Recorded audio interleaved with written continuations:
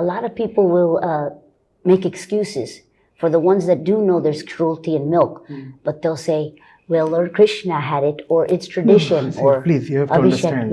Yeah. Lord Krishna consuming milk in his childhood, only in his childhood.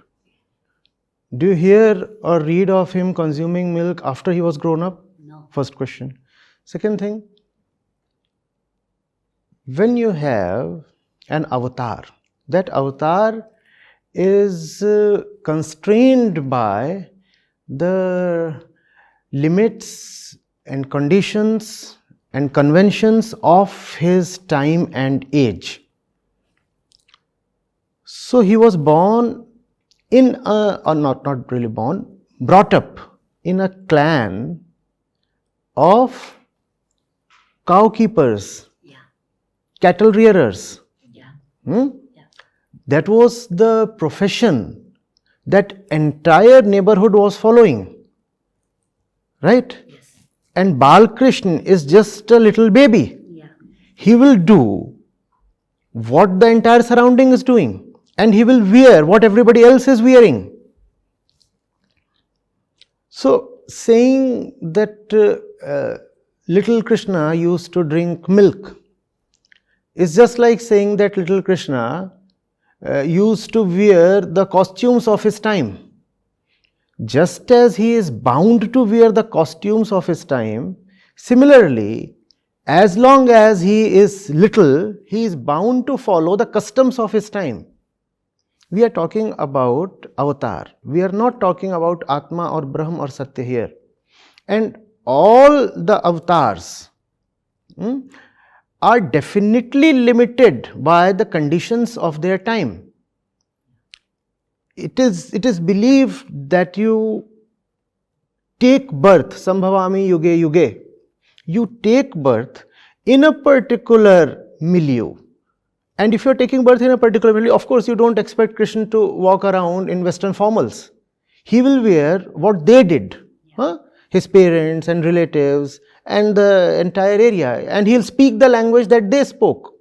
Just as he would speak the language as was spoken by the people of his time, similarly, as long as he is young, he will follow the customs of the people of his time, because the avatar is not supposed to be perfect in the first place.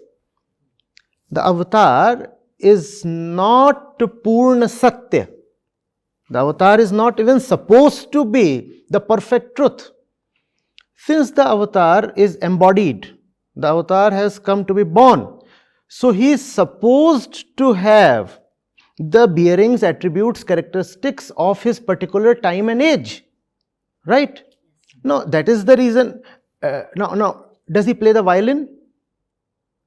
He plays the flute. Why the flute and why not the violin? Does he speak French? No. He speaks the language of that place and time. Now, why doesn't he speak French? Because he was born at a place where there was no French. He was born at a place where there was no violin. If an avatar today takes birth in France, he will probably play the piano and speak French. So these are time-bound attributes. These are not to be taken as timeless. These depend on the time in which the avatar was born.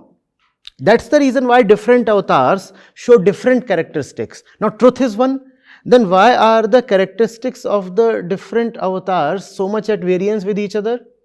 Somebody is very composed, somebody talks in one way, somebody wears one kind of attire, somebody is carrying around in another way. Why are such variations seen? Because those are the variations of the time and place of their birth, Desh Kal. They are not variations in the truth. Now, what depended on a certain time and place must be left to that time and place. What is it that must be carried forward? That which is timeless. Eating habits, sartorial habits, linguistic preferences. Where do all these come from? They come from that geography and that age. right? And geography and age are not timeless. They are limited. Such habits, such characteristics belong only to that period and must not be carried forward to the coming centuries. What is it then that must be carried forward to the coming centuries up to time eternity? The Bhagavad Gita. Because in that you have something which time can never besmear or blemish.